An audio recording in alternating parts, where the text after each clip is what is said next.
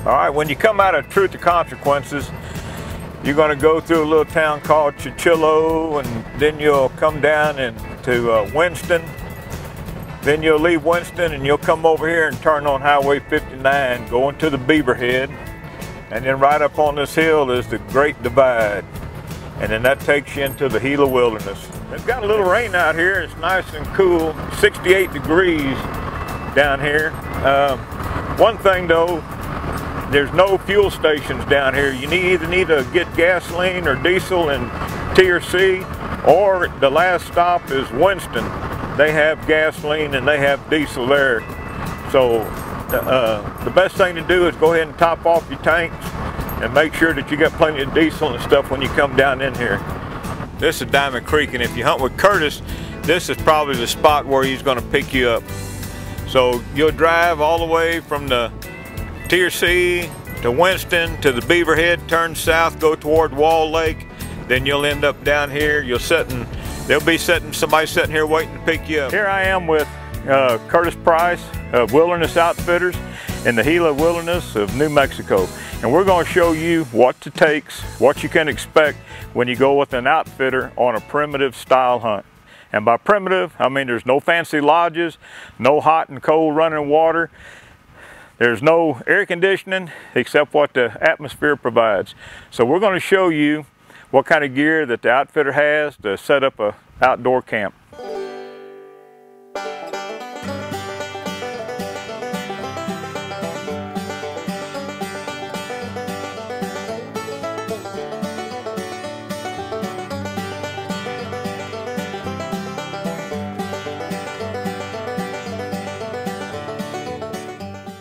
This is a typical outfitter tent.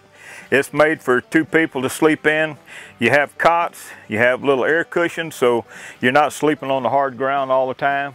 Now don't get me wrong, there may be an occasion where you will sleep on the ground, but when you're at base camp, and this is what this is called, you'll sleep in cots with nice little air mattress cushions on there. And then, you know, you put your gear in there and some of the accessories that you'll need. You get all that stuff lined out. You'll need rain gear, because in New Mexico, it rains quite often. So be sure you bring your rain gear. You got to have it. You may not need it, but we've been here 4 days already, 5 days, and it's rained on us for 3 days in a row. So always bring your rain gear.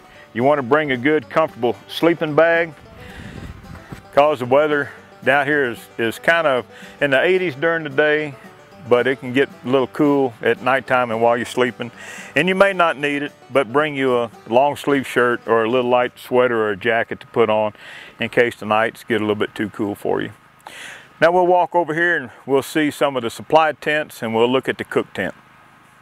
This is where Curtis stores all his saddles and his tack that he'll need for on the hunt, his panniers, which bring stuff to and from the spike camps, which we're going to this afternoon. But this is where he stores all his extra gear. And while you're at base camp, you're going to spend a lot of hours around the cook tent.